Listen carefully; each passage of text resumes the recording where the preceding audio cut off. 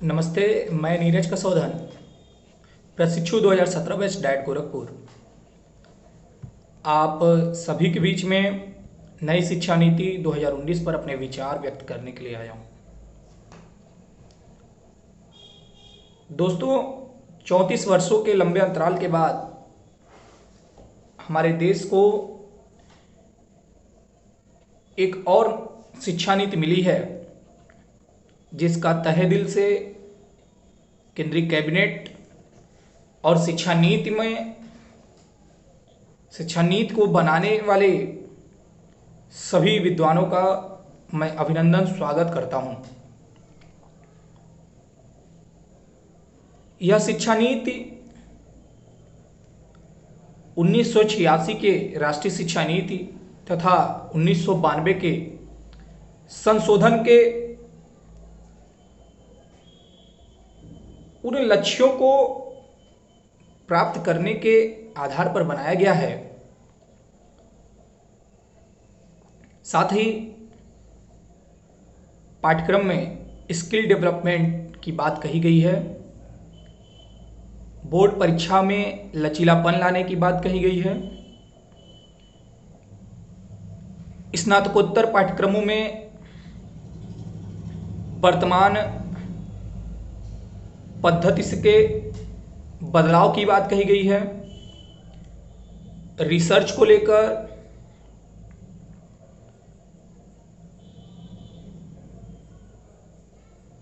राष्ट्रीय स्तर पर एकल परीक्षा की बात कही गई है।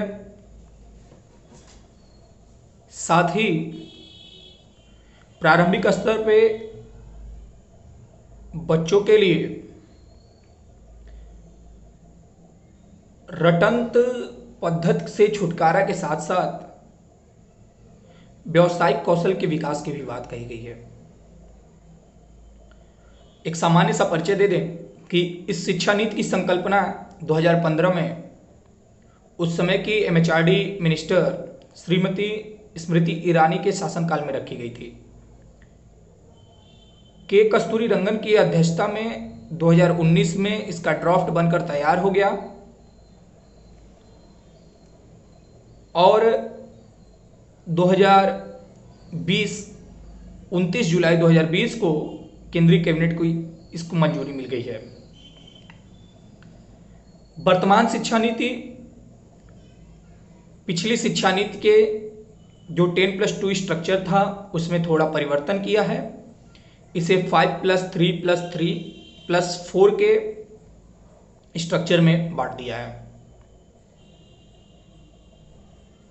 साथ ही क्लास 6 से बच्चों के अंदर कौशल के विकास हेतु जो हम अभी तक सहभागी क्रियाएं सीखते थे उन्हें अनिवार्य विषय के लिए वकालत करने की बात इसमें कही है। जैसे व्यावसायिक शिक्षा, क्राफ्ट, कला, संगीत, स्पोर्ट्स, इन सबको सहभागी न करके अनिवार्य विषय में रखने की बात कही गई है।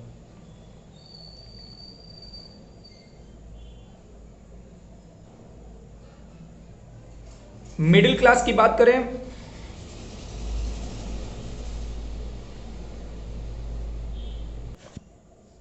तो इसमें छात्रों के ड्रॉप आउट प्रतिशत को रोकने के लिए तथा बोरिंग शिक्षा प्रणाली को रुचिकर बनाने के लिए ऐसे विषयों का चयन किया गया है जो वातावरण से या छात्र दैनिक जीवन में सीखता है, जैसे कला, संगीत, खेल कूद, आपका व्यावसायिक शिक्षा हो गया। स्किल डेवलपमेंट की आधारशिला क्लास 6 से रख दी गई है। इंटरमीडिएट आधारित शिक्षा में बोर्ड परीक्षा को लचीलापन बनाने की बात कही गई है, जिसमें बोर्ड परीक्षा को वार्षिक सेमेस्टर आधारित करने के लिए राज्य सरकारों से या केंद्र सरकार मिलकर खाका तैयार करने की बात कही गई है। साथ ही विषयों के चुनने की स्वतंत्रता दी गई है कि बोर्ड परीक्षा में कोई बच्चों के पास ऐसे विषय होंगे जिनमें वो रुचि रखते हैं, लेकिन वर्तमान जो पाठ्यक्रम है उसके आधार वो उन विषयों का चयन नहीं कर पाते हैं, तो बोर्ड परीक्षा में छात्र अपने चयन के अनुसार विषयों की परीक्षा देंगे।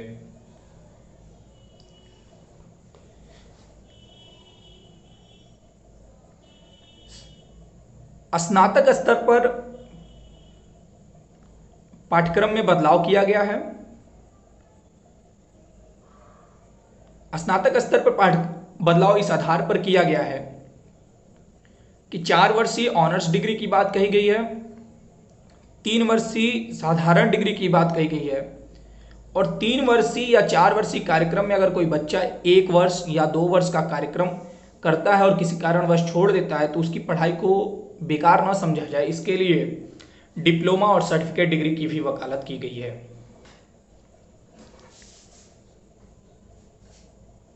रिसर्च में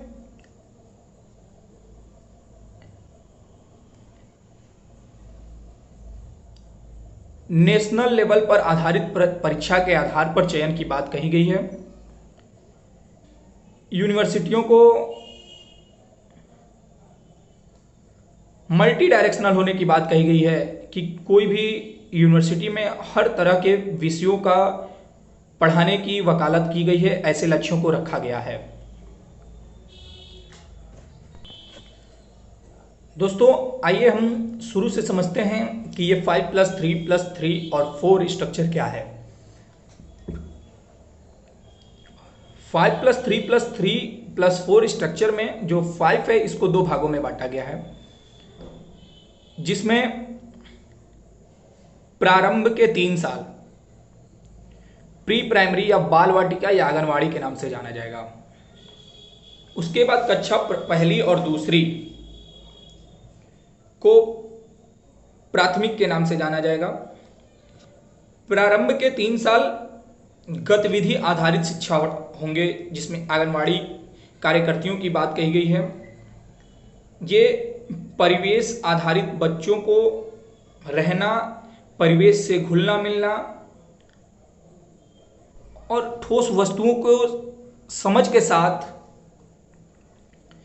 जानकारी एकत्रित करने की यहाँ पर बात कही गई है।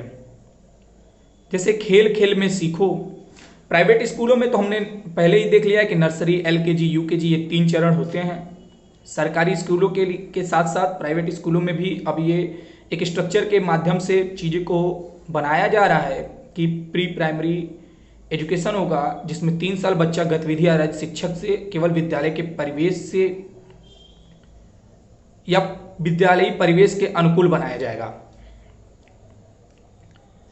क्लास 1 और 2 जो प्राथमिक स्टेज बात की जाएगी, उसमें मूर्त वस्तुओं से बोध की बात कही गई है। इसमें संख्या और अक्षरों की प्राथमिक समझ विकसित करने की बात कही गई है।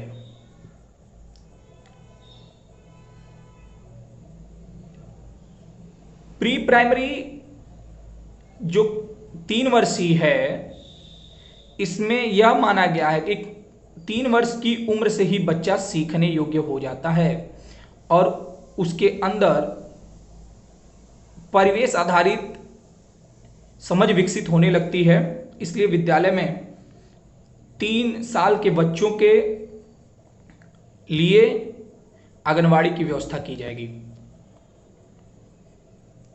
साथ ही क्लास पहली और दूसरी में समझ की बात की गई है कि ठोस वस्तुओं से बच्चे कैसे अपने समझ को विकसित करेंगे।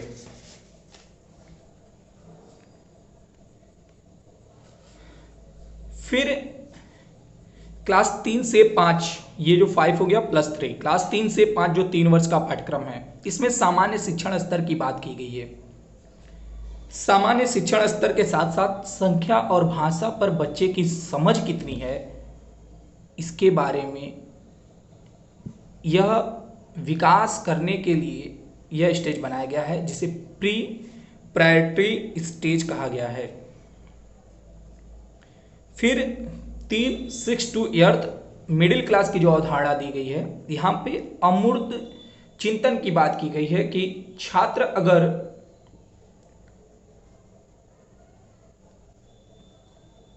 मूर्त वस्तुओं से सीख लिया, जैसे 2 और 2 4 होते हैं, तो अमूर्त चिंतन करके छात्र इस संकल्पना को समझ सकता है कि बाद में कि 5 और 5 कितने होंगे, 10 और 10 कितने होंगे।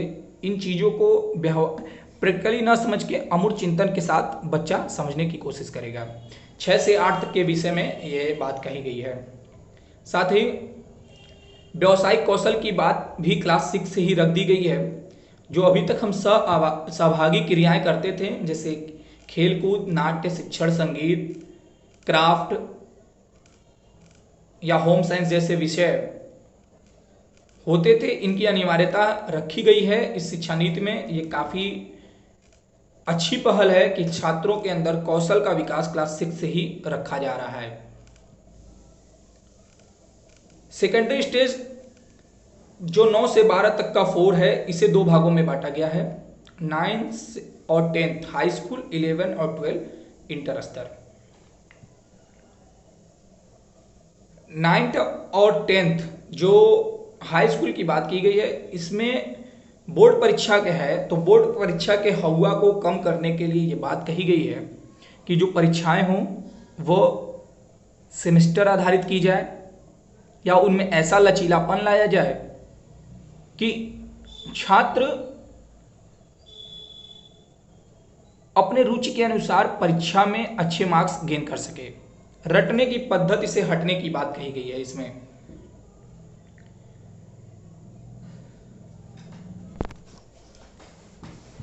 साथ ही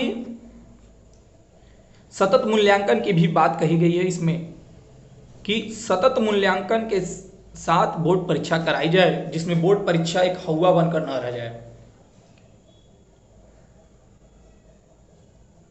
बोर्ड परीक्षा के पाठ्यक्रम को इस प्रकार बनाया जाए कि बहुविकल्पी के साथ साथ व्याख्यात्मक प्रश्न हो, 2 खंडों में इस प्रकार बनाया जाए।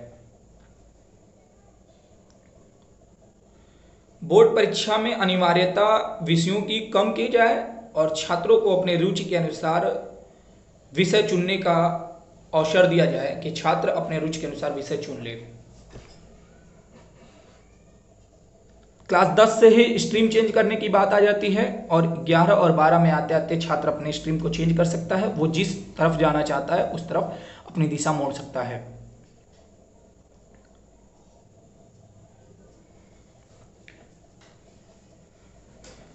इंटर में भी शारीरिक शिक्षा, कला, शिल्प, व्यावसायिक विषय के चयन के अवसर प्रदान किए जाएंगे। और यहाँ भी सेमेस्टर प्रणाली की बात कही गई है कि परीक्षाओं को यथासंभव छोटे छोटे भाग में कर किया जाए, जिससे समग्र मूल्यांकन हो जाए छात्रों का, और बर्डन न बने कि 3 घंटे का ही परीक्षा उनके पूरे 2 वर्ष या 1 वर्ष का मूल्यांकन नहीं कर सकते। इस चीज की वकालत इस नई शिक्षा नीति में की गई है। अब हम लोग बात करेंगे स्नातक स्तर के पाठ्यक्रम की क्या रूपरेखा तैयार की गई है। वर्तमान समय में स्नातक स्तर का पाठ्यक्रम 3 वर्ष का होता है, और जो इंजीनियरिंग है वो 4 वर्ष की होती है। स्नातक स्तर के पाठ्यक्रम की बात इसलिए करना इस शिक्षा नीति में उचित किया है कि कोई छात्र होते हैं कि 3 वर्ष का कोर्स करते हैं और बीच में किसी कारणवश उन्हें छोड़ना पड़ता है, तो उनका वो कोर्स करने का जो समय त्राल होता है, या जो जितने समय तक उन्होंने शिक्षण कार्य किया, वो वहाँ पे बेकार हो जाता है। इस शिक्षा नीति में इस बात को दृष्टिगत रखते हुए छात्र हित की बात कही गई है कि अगर आप कोई भी कोर्स 1 वर्ष तक किए हैं तो आपको सर्टिफिकेट कोर्स दिया जाएगा, 2 वर्ष किए हैं तो डिप्लोमा कोर्स दिया जाए, डिप्लोमा का सर्टिफिकेट दिया जाएगा, और 3 वर्ष तक किए हैं तो आपको डिग्री दी जाएगी।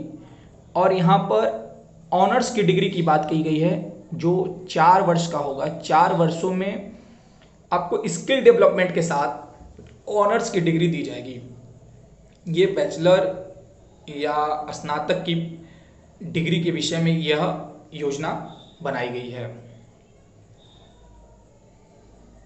स्नातक स्तर पर भी ऐसा ही लचीलापन रखा गया है कि सेमेस्टर आधारित परीक्षा हो, जो कई यूनिवर्सिटियों में अभी होती भी हैं, ऐसा नहीं है।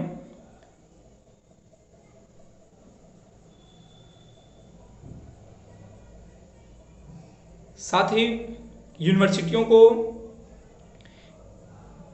इस अनुसार बनाया जाए कि उसमें मल्टी डायरेक्शनल शिक्षण पद्धति हो, कि कोई यूनिवर्सिटी स्पेशलाइजेशन के साथ साथ हर एक विषय के बारे में, हर एक विषय का शिक्षण कार्य कराए अपने यहाँ।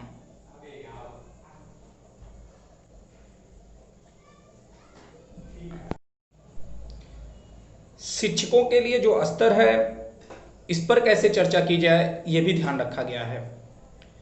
आंगनवाड़ी कार्यकर्तियों के लिए यह निर्धारित किया गया है इस शिक्षा नीति में कि जो आंगनवाड़ी कार्यकर्ती 12वीं तक पढ़ाई की है या उसके ऊपर तक पढ़ाई की गई है तो उन्हें 6 माह का सर्टिफिकेट कोर्स कराया जाएगा, और इससे कम पढ़ाई करने वाले आंगनवाड़ी कार्यकर्तियों को 1 वर्ष का डिप्लोमा कोर्स कराया जाएगा।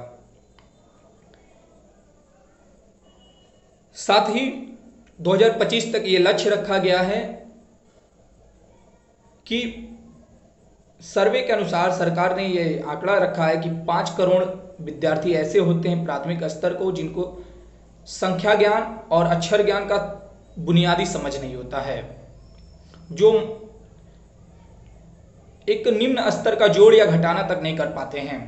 ऐसे छात्रों के लिए क्लास 3 से 5 तक के पाठ्यक्रम में यह निर्धारण किया जाएगा कि छात्र कैसे चीज़ों को समझते हैं और उनके समझ को विकसित करने के हिसाब से पाठ्यक्रम को बनाया जाएगा। प्राथमिक विद्यालयों में अब तक 30:1 के अनुपात छात्र शिक्षक होते थे, उनको कम करने की बात कही गई है, तथा विशिष्ट क्षेत्र वाले विद्यालयों में जहां दिव्यांग या अनुसूचित जाति जनजाति या विशिष्ट समझ रखने वाले बच्चे होते हैं, वहां पर 25:1 का जो अनुपात था उसे भी कम करने की बात कही गई है।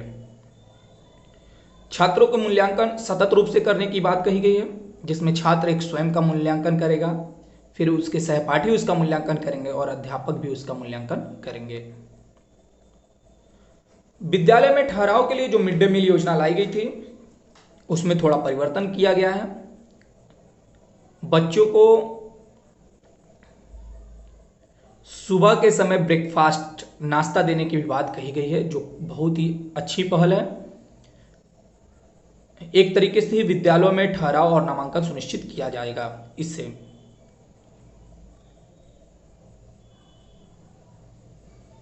कई बार ऐसा होता है कि ड्रॉप आउट संख्या होती है वो बहुत ज़्यादा बढ़ जाती है। क्लास 9 से 12 तक के आंकड़ों के अनुसार 3.5 करोड़ बच्चों ने ड्रॉप आउट किया है।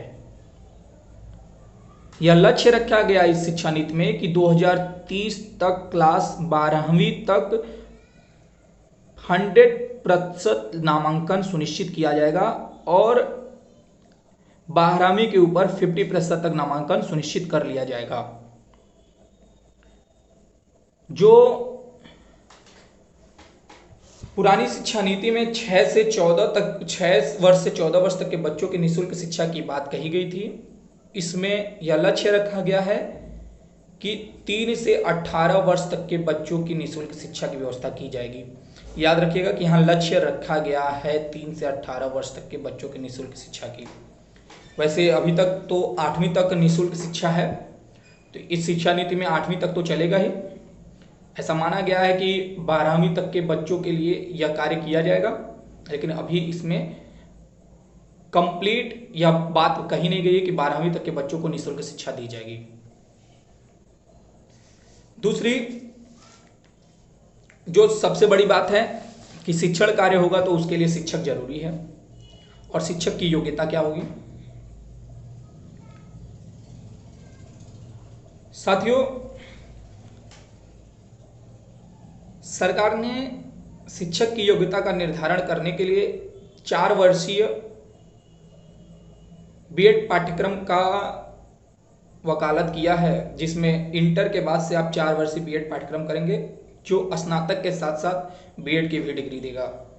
ये बहुत ही अच्छी बात है कि इंटर के बाद से ही छात्र को अगर शिक्षक बनना है तो ये मौका है कि आप बीएड की डिग्री इंटर के बाद से ही कर सकते हैं। ये सराहनीय पहल है। इसके साथ साथ ये बात कहा है कि ग्रेजुएशन के बाद 2 वर्ष का बीएड पाठ्यक्रम होगा। ये भी अच्छी बात है। चलिए ग्रेजुएशन के बाद आप 2 वर्ष में बीएड का पाठ्यक्रम करेंगे। तीसरी कि मास्टर्स के बाद 1 वर्षीय बीएड का पाठ्यक्रम की बात कही गई है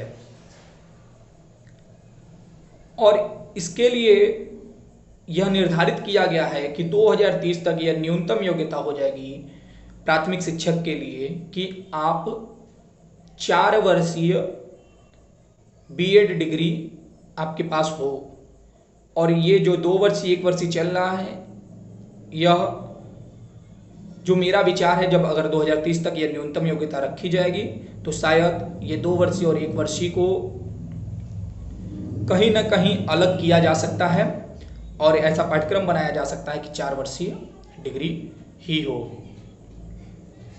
दोस्तों, यहाँ पर एक सबसे मुझे जहाँ तक लगता है कि यह नीति तो बहुत अच्छी है कि 4 वर्ष का बीएड का प्रशिक्षण हो, बहुत अच्छी बात है।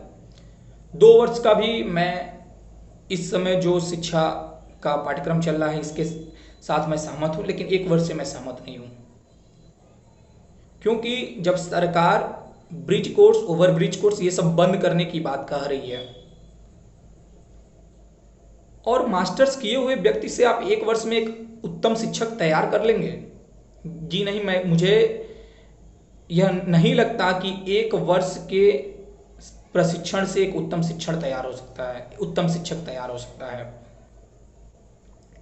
जो वर्तमान प्रणाली है इसमें आप देखेंगे कि 2 वर्ष का बीएड हो या डीएलएड हो, इसमें 4 सेमेस्टर में विभाजित किया गया है। 4 सेमेस्टरों के बाद विभिन्न विद्यालयों में पढ़ाने का कौशल विकास भी होता है। 1 वर्षीय पाठ्यक्रम ये केवल ये हो जाएगा कि हमें एक डिग्री मिल रही है कि हमारे पास बीएड की डिग्री है, और मैं नहीं मानता कि इतना बढ़िया प्रशिक्षण हो पाएगा 1 वर्ष में, जो मास्टर्स की डिग्री के बाद से 1 वर्षीय पाठ्यक्रम है। दूसरी, इस शिक्षा नीति में ये बात नहीं कही गई है कि ये तो कही गई कि प्राथमिक शिक्षकों की योग्यता मिनिमम 4 वर्षीय इंटर आधारित बीएड कर दिया जाएगा, लेकिन जो टीजीटी और पीजीटी की परीक्षाएं होती हैं उसमें जो वर्तमान में ग्रेजुएशन प्लस बीएड या मास्टर प्लस बीएड की बात कही गई है, क्या अगर बीएड की डिग्री को इस अनुसार सहज बना दिया जाएगा कि वर्ष की बर्बादी ना हो, तो टीजीटी और पीजीटी के परीक्षाओं को एक साथ, मतलब सबके साथ मर्ज कर दिया जाएगा,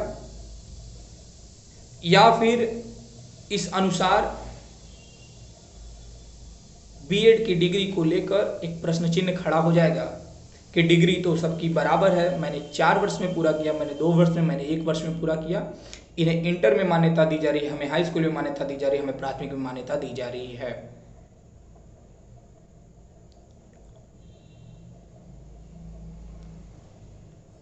और कहीं ना कहीं अगर जो उच्च शिक्षण की तरफ जाएंगे या इंटर लेवल के शिक्षक बनना चाहेंगे तो वो मास्टर्स प्लस बीएड को प्राथमिकता जरूर देंगे, क्योंकि यहाँ पर उनके 6 साल में डिग्री कंप्लीट हो जा रही है।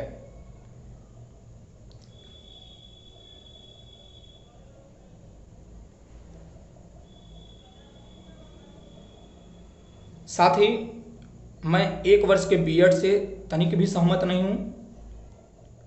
यह केवल एक डिग्री मात्र ही मुझे लगता है। छात्र हित के लिए बात है कि भाई समय इन्होंने मास्टर्स तक किया, ज़्यादा गंवाया, लेकिन 1 वर्ष इन्हें ऐसी डिग्री दे दी जाए कि वो शिक्षक बन जाए, शिक्षक बनने के योग्य हो जाए, तो 1 वर्षीय डिग्री मेरे हिसाब से यह उचित नहीं है। बाकी हम तो इसी सिस्टम में हमें भी पढ़ना है या हमें भी आगे बढ़ना है, तो हम अपने विचार रख सकते हैं। बाकी बदलाव तो जो करना होगा या जो हुआ है या यही नीतियाँ चलेंगी, इस पे तो सरकार है, विद्वान है, वो समझ सकती है। दूसरी, प्राथमिक लेवल के या जूनियर लेवल के जो शिक्षकों की योग्यता रखी गई है, उसके साथ साथ शिक्षक पात्रता परीक्षा जो टेट की बात कही गई है, ये सबसे महत्वपूर्ण बिंदु है। इस शिक्षा नीति में टेट के विस्तार की बात कही गई है। टेट के विस्तार में प्री प्राइमरी से लेकर सेकेंडरी तक के क्वेश्चंस, उनकी शिक्षण शैली, उनसे आधारित प्रश्न टेट की परीक्षा में पूछे जाने की वकालत की गई है। साथ ही सहायक अध्यापक भर्ती परीक्षा में टेट के अंकों को जोड़ने की बात भी कही गई है। इसके साथ साथ अध्यापक भर्ती में साक्षात्कार की भी बात कही गई है। इंटरव्यू आधारित अध्यापक भर्ती होगी। दोस्तों, इसके लिए लक्ष्य रखा गया है 2030 तक।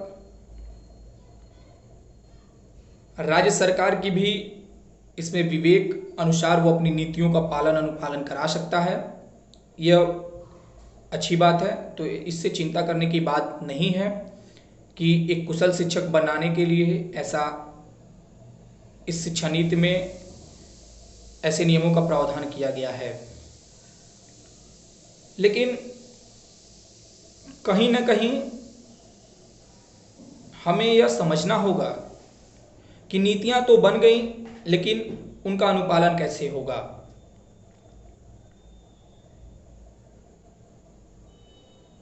हम ग्रामीण स्तर की बात करें तो आज भी 1968 से लेकर 1986, 1992, एनसीएफ 2005, मिड डे मील योजना, ये सारी योजनाएं बना ली गई।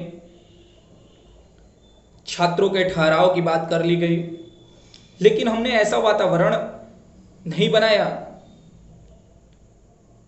हमने ऐसे अनुकूलित वातावरण सरकारी स्कूलों में नहीं बना पाए कि शिक्षा के स्तर को बढ़ाया जा सके। सरकार ने ही खुद माना है कि मिडिल क्लास में 3.5 करोड़, 5 करोड़ ऐसे बच्चे हैं जिन्हें बौद्धिक समझ नहीं है। तो कहीं ना कहीं शिक्षा की गुणवत्ता की बात यहां पर हमारे लिए प्रश्न चिन्ह खड़ा होता है। दूसरी, आंगनवाड़ी की बात कही गई है, परिवेश से सीखने की बात कही गई है।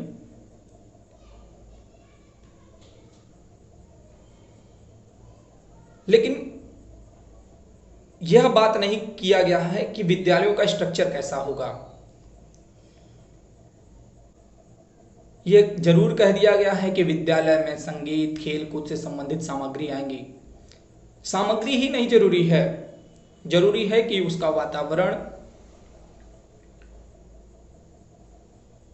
वातावरण के साथ साथ समायोजन और छात्रों के अनुकूल परिवेश का निर्धारण। आज भी बहुत सारे स्कूल हैं जो जर्जर हालातों में हैं। वहां इंफ्रास्ट्रक्चर, या यूं कहें कि केवल कहने मात्र के स्कूल हैं, कहीं छतें चूती हैं, कहीं जरूरत की चीजें अभी उपलब्ध नहीं हैं। तो इस शिक्षा नीति को हम कैसे माने कि ये आंगनवाड़ी और बाल वाटिका के लिए भी हितकर साबित होगा।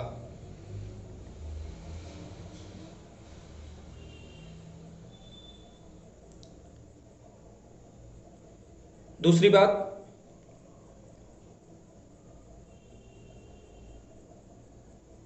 जो समझ विकसित करने की बात हुई है, और सबसे मोस्ट इंपॉर्टेंट बात ये कहा गया कि क्लास 5वीं तक मातृभाषा आधारित शिक्षण की पद्धति हो। मैं यहाँ पर इस सेंटेंस में थोड़ा मैं अपने विवेकानुसार ये कहना चाहता हूँ कि मातृभाषा आधारित शिक्षण पद्धति न होकर मातृभाषा की भी जानकारी होनी जरूरी है। मातृभाषा से द्वारा बच्चों को सीखने की प्रेरणा दी जा सकती है, लेकिन मातृभाषा आधारित शिक्षण पद्धति या कहीं ना कहीं, जहाँ तक मैंने विद्वानों को सुना, उन्होंने कहा कि मातृभाषा आधारित शिक्षण पद्धति अच्छी है। मातृभाषा आधारित शिक्षण पद्धति की बात की गई है तो यह विविधतापूर्ण होगा, क्योंकि भारत जैसे देश जहाँ हर 5 से 10 किलोमीटर पे भाषा में तनिक बोलचाल में थोड़ा मोड़ा ही डिफरेंस मिलता है, लेकिन वो डिफरेंस मिलता है।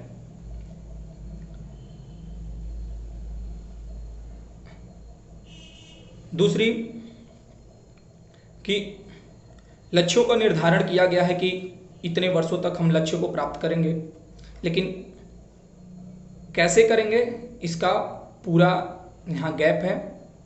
कैसी संस्थाएं बनाई जाएंगी, किस आधार पर किया जाएगा, इन चीज़ों को इस शिक्षा नीति में बताया नहीं गया है।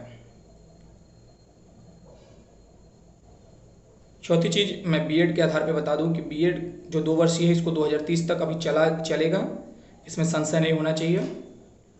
और 2030 के बाद यह कहा गया है कि जो विद्यालय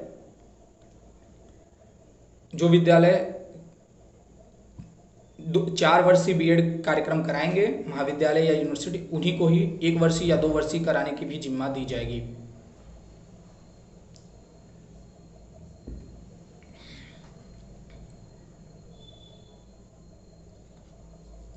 आगे की बात करें कि यूनिवर्सिटीज में जो बात कही गई है कि सभी विषयों की शिक्षण को प्राथमिकता दी जाएगी, यहाँ थोड़ा हमें सोचने की ज़रूरत है कि सभी विषयों के शिक्षण की प्राथमिकता दी जाएगी, मल्टी डायरेक्शनल बनाया जाएगा, यह जरूरी नहीं है कि अनिवार्यता कर दी जाए।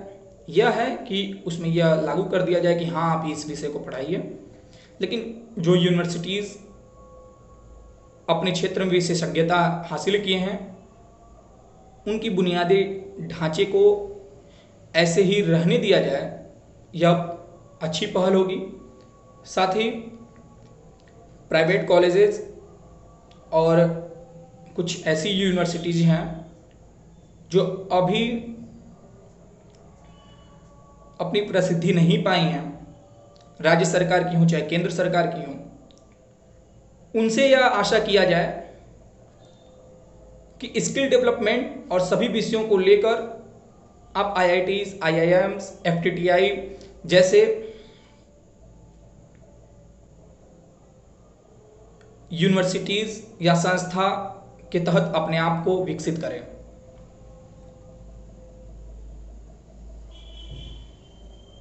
एक सबसे बड़ी बात ये कही गई है कि जीडीपी का 6% शिक्षा पर खर्च किया जाएगा, तो ये कोई नई बात नहीं है। इसमें भी ये बता दें कि 1968 में जो भारतीय शिक्षा आयोग गठित हुआ था, कोठारी कमीशन गठित हुआ था, उसमें भी कहा गया था कि 6% बजट का हिस्सा शिक्षा पर खर्च होना चाहिए। इसमें सरकार ने बता दिया कि 6% बजट का हिस्सा या जीडीपी का हिस्सा शिक्षा पर खर्च होगा,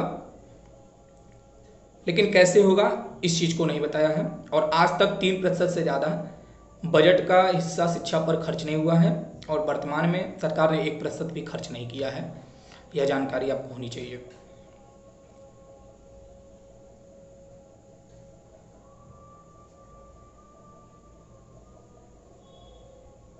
शिक्षा को लोगों के पहुंच तक, आसानी से पहुंच तक जाने की बात इस नीति में कही गई है। बजट की बात भी 6% की गई है, लेकिन यह कैसे होगा इसकी बात नहीं की गई है।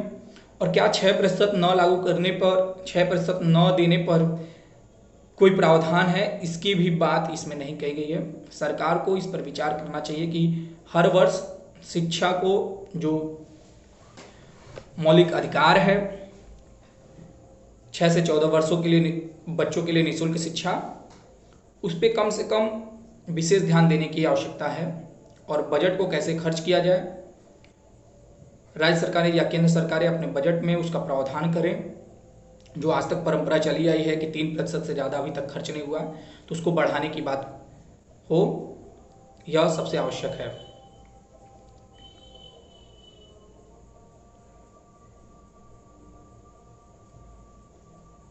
तो दोस्तों, मेरा एक व्यक्तिगत दृष्टिकोण है कि हम कितना भी नीतियां बना लें, लेकिन अनुपालन उनका स्थानीय स्तर पर ही होगा। तब जाके हम देश को या जो महानुभावों ने शिक्षा के प्रति हमारे देश की बुनियाद या ये नीतियां बनाई हैं, यह समझ विकसित किया है कि देश में इतने वर्षों तक यह लक्ष्य प्राप्त कर लिया जाएगा, नामांकन सबके पास शिक्षा आसानी से पहुंच जाए, तो ये स्थानीय स्तर पे प्रयास से ही होगा। आज बहुत सारी संस्थाएं हैं, जैसे राज्य स्तर से लेकर ब्लॉक स्तर तक, लेकिन तब भी हम यह नहीं समझ पाते हैं कि खोट कहां से रह जाती है कि हमारा विकास आज तक नहीं हो पाया, आज़ादी के इतने दिनों बाद भी। आखिर में शिक्षण पद्धति में कमी है या अकर्मण्यता है?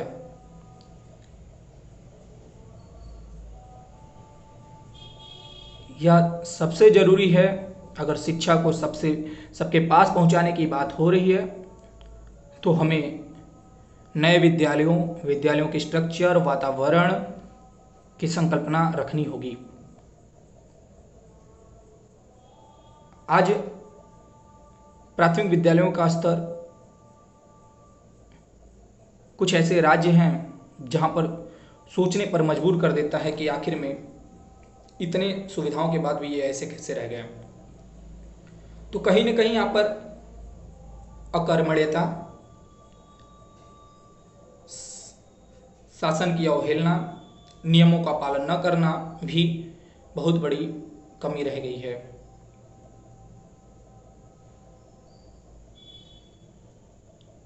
इतने बड़े देश में हमें अगर शिक्षा को सबके पास पहुंचाना है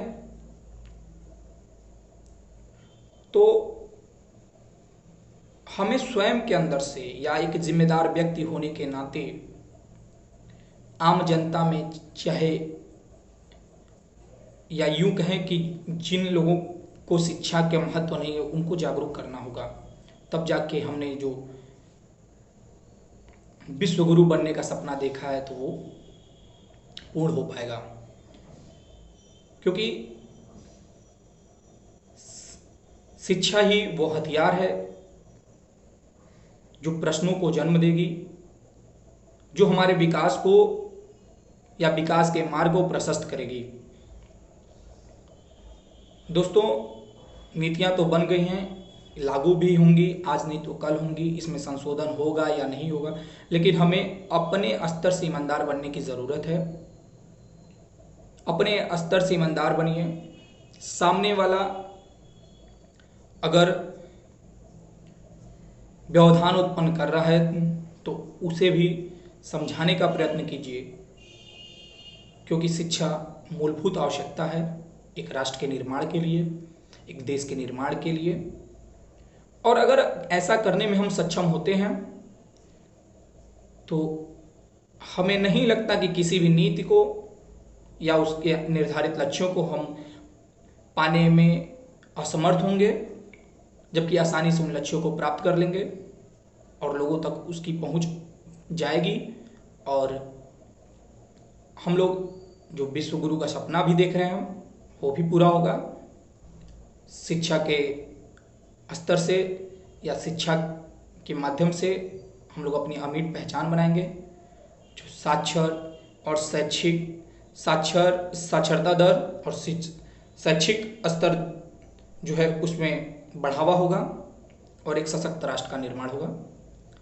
जय हिंद दोस्तों, आज इतना ही।